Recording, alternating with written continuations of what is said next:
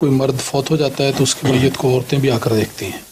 اسی طرح عورت کی میت وفات کی صورت میں مرد بھی عورت کا چہرہ دیکھتے ہیں. کہتے ہیں کہ اسلامی تعلیم کی روح سے غلط ناجائز بات ہے.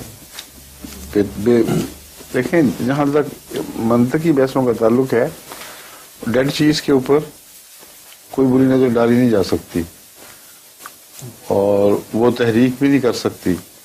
تو خالصتاً اگر شرعی نقطہ نگاہ سے دیکھا جائے تو ہو سکتا ہے کسی عالم نے فتویٰ دے دیا ہو کہ جو مر گیا اب ان کے اوپر زندگی کے احکامات کیسے جاری ہو سکتے ہیں، لیکن اس کا اپنا ایک احترام ہوتا ہے، میت کا اپنا بھی احترام ہے، اور اس کے اوپر غیر نظر پڑے اس وقت جب کہ وہ فوت ہو چکا ہو یا فوت ہو چکی ہو، اور جب جو پہلے نہیں پڑتی تھی، یہ اس کے احترام کے خلاف ہے.